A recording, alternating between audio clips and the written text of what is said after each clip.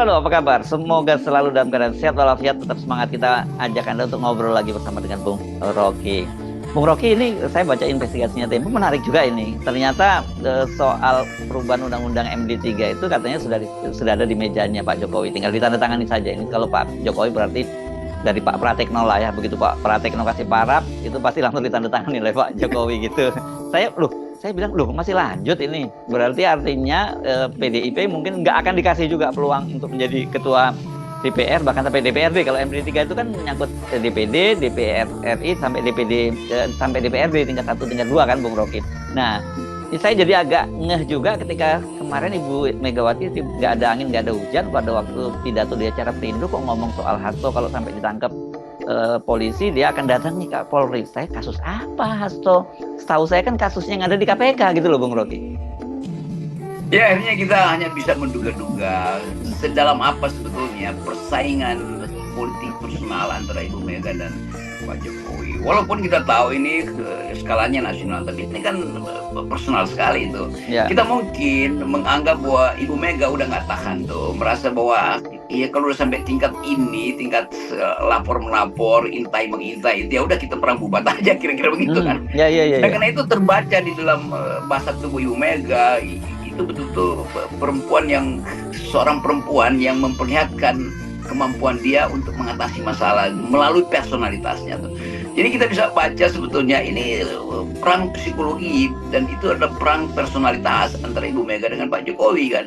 Atau lebih khusus lagi antara Ibu Mega sebagai keluarga dan Jokowi sebagai keluarga. Itu akhirnya begitu orang menganalisis.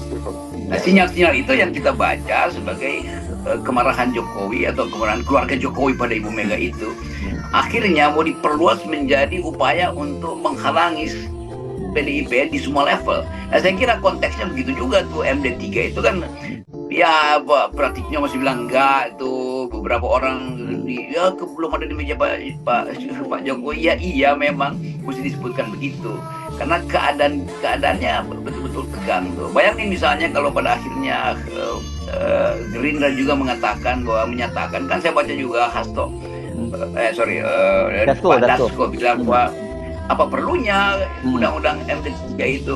Jadi itu semacam sinyal juga bahwa ya MD3 itu nggak fair juga kalau itu dipakai sekedar untuk memberangus PDIP. Jadi kelihatannya Gerindra juga paham bahwa nggak benar dong secara apapun, walaupun Gerindra presidennya menang, tetapi kan etikanya ada partai pemenang di DPR dan PDIP. Jadi kelihatannya ini ya kita sebut aja tukar tambah yang terlalu dangkal tuh dari pihak istana tuh karena terkait dengan isu bahwa keluarga Pak Jokowi itu marah pada keluarga Bu Mega. Jangan kaitkan itu dong dengan keadaan formal bahwa PDIP memenangkan kursi parlemen. Kira-kira begitu nih. Ini kita cuma berupaya menerawang ya kira-kira.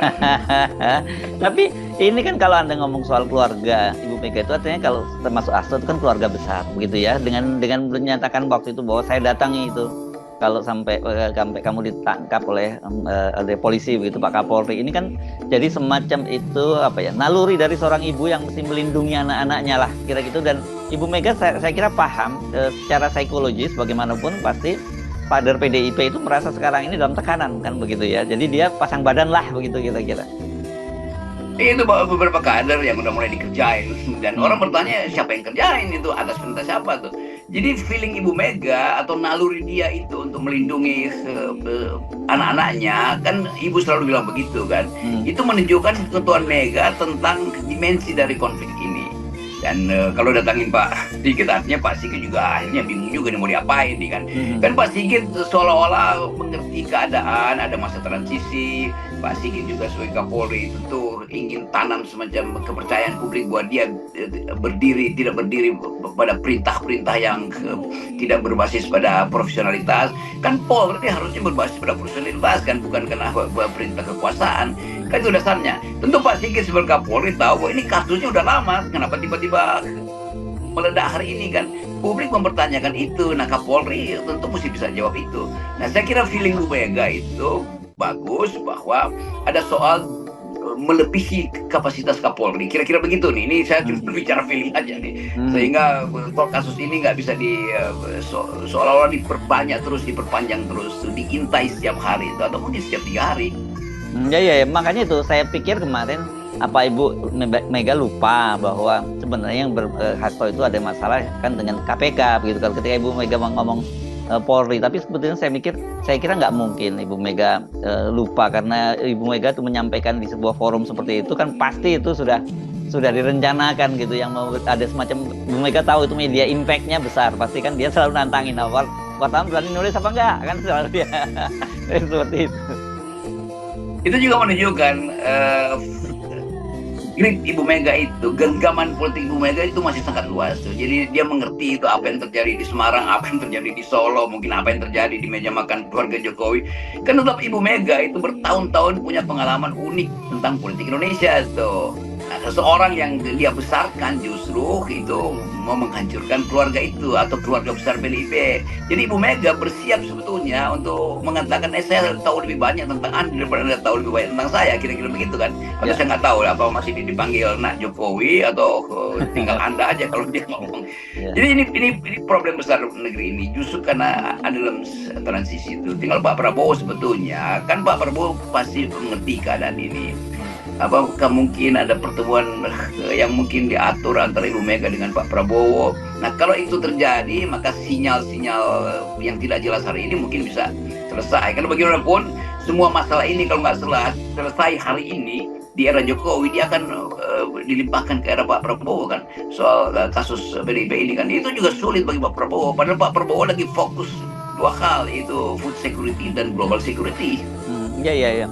Nah, kalau kita fokus sekarang ke MD3 ya, Bung Rocky. Ini kan MD3 ini saya kira sebenarnya kalau dari sisi DPR seperti Anda sebutkan tadi nggak terlalu penting lah. Yang lain juga udah merasa legowo. Dulu memang ada keinginan Golkar untuk berkuasa, saya kira ada. Tapi sekarang mungkin dia juga cukup puas lah dengan perolehan pemilu kemarin seperti sekarang ini gitu.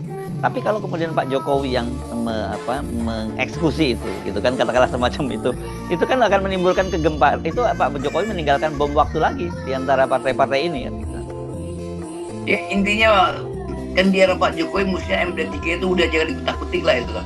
Dan itu fakta yang udah jadi semacam kesepakatan itu, konsensus di antara kita, di antara masyarakat putih maksudnya. Jadi ngapain Jokowi masih berupaya ngutak-ngutik MD3 itu?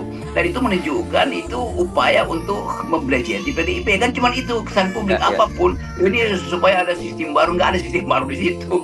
Ini konsensus atas dasar kepercayaan bahwa siapa yang memenangkan DPR ya sebaiknya dia jadi ketua tuh. Kan itu perjanjian yang konsensual yang beradab juga. Nah, kalau itu diutak-atik, itu bebannya nanti ya ada pada Pak Prabowo. Betul, Pak Prabowo nanti akan dipersoalkan tuh apa benar bahwa selanjutnya akan begitu. Tentu Gerindra juga berasa suatu waktu kalau kami menang, tapi belum tentu dong dapat posisi DPR. Jadi kepastian ini yang memungkinkan kita mulai menganalisis lagi bahwa Jokowi tetap punya rencana jahat terhadap demokrasi. Itu aja kesimpulannya tuh. Jadi bukan kita tuduh, justru setelah fakta ini kita analisis, kesimpulannya ya masih sama tuh. Jadi dia mau minta maaf, padahal pada saat yang sama dia bikin kejahatan lagi kan. Ini paradoksnya di situ. Iya. Ini kan kalau namanya undang-undang sebenarnya selain memang ini konsensual dan fatsun politik lah begitu ya, Bung Rocky, tapi sebenarnya mengikat kan, namanya juga ada undang-undangnya. Tetapi kan seperti saya sebut tadi di awal, namanya undang-undang MT3 itu tidak hanya mengikat di DPR, tapi juga di DPD, DPRD 1 dan DPRD 2. Bayangkan kalau kemudian terjadi itu sampai di daerah-daerah, keributannya itu kan meluas seluruh Indonesia itu. Ya itu artinya PDIP akan ngamuk tuh. Ini kan, ini bagaimana ini hak ini sampai ke tingkat kabupaten itu diselesaikan kan. Jadi PDIP bisa demegawatisasi sebetulnya. Kalau PDIP ya, jadi Jokowi tetap melihat bahwa kalau tidak dihancurkan sepenuhnya ini bisa tumbuh lagi itu satu waktu, walaupun Jokowi udah lengser karena nggak diselesaikan kan.